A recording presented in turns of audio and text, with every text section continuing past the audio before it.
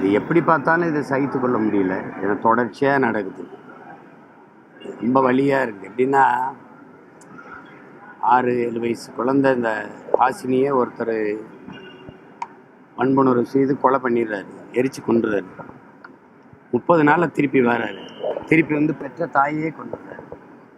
நீதிமன்றம் அவருக்கு தண்டனையை நீக்கி விடுதலை செஞ்சிருது. இந்த மாதிரி இதெல்லாம் பார்க்கும்போது இந்த மாதிரி குற்றங்கள் வந்து இது வந்து ஒரு பெரிய சாதாரணமாயிருது. இதெல்லாம் ஒரு பெரிய இது இல்லை அப்படின்னு ஆயிடுது.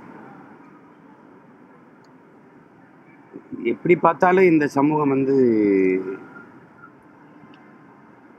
வாழ்வதற்கு வாய்ப்பற்ற ஒரு நரகமாயிடுச்சுங்கிறதான் ஒரு கொடுமையான இதாயிடுச்சுன்னு நினைக்கிறேன். ஒரு செயல், இந்த மாதிரி செயலெல்லாம் பார்க்கும்போது ஒரு செயல் எதனால் வருதுன்னா சிந்தனையின் வெளிப்பாடு தான் செயல். சிந்தனை எதிலிருந்து வருது? அது சமூகத்தின் விளைச்சல் தான் சிந்தனை. சமூகமே கேடுகட்டுருச்சு. நிறைந்த போதை, எங்கே பார்த்தாலும் போதை. அந்த இடத்த நீங்கள் பாருங்கள், எங்கள் பிள்ளைகள் போய் சண்டை போட்டிருக்காங்க. அந்த இடமே நீ ரொம்ப நாளாக அங்கே சரக்கு 24 மணி நேரம் விற்றுக்கிட்டு இருக்கிற ஒரு இடமா இருக்குது. அந்த இடம், அந்த குற்றம் நடந்த இடம். கேட்டால் பயமாக இருக்குது. படிக்க போன பொண்ணு 1ஆம் ஆண்டு போயிருக்கு, 18 வயசு பூர்த்தி ஆகலை. அது ஒரு பையனோட போய் இரவு 11 மணிக்கு மேலே அது ஒரு தனியாக ஒரு இடத்துல போய் அவங்க சந்திக்க போயிருக்காங்க. அந்த இடத்துல இவங்க அங்கே உட்காந்து தண்ணி அடிச்சுட்டு இருந்திருக்காங்க. இந்த முறையற்று விற்றுக்கிட்டு இருந்த இடம் அது.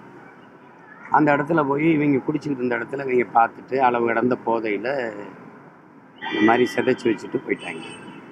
காவல்துறை சொல்கிறது சுட்டு பிடிச்சோன்ட்டு, சுட்டு கொண்டாங்கிற மாதிரி. சுட்டு பிடிச்சி என்ன விசாரிக்கிறது? அந்த போய் என்ன கேட்குறதுக்கு இருக்குது? இப்போ விசாரித்து என்ன நடந்திருக்குன்னு சொன்னால் தான் நமக்கு தெரிய வரும். இதுக்கு மேலே காவல்துறை என்ன சொல்லுது? அந்த சம்பவத்தில் ஈடுபட்ட அவங்க மட்டும் இல்லை, பேசியிருக்க நான் கேட்டுக்கிட்டு இருக்கேன், நீங்கள் நம்ம எல்லாருமே இது வைக்க தலைகுனிய வேண்டிய ஒரு சமூகம் ஆயிடுச்சு. இப்போ எப்படி இதை பார்க்கும்போது நம்ம பிள்ளைகளை பெற்றோர்கள் வந்து கல்லூரிக்கு படிக்க அனுப்புவாங்க, என்ன நம்பிக்கை வரும்? எப்படி ஒரு பாதுகாப்பற்ற சூழலில் நம்ம வாழ்ந்துக்கிட்டு இருக்கோமாங்கிற ஒரு நடுக்கம் வரும்ல.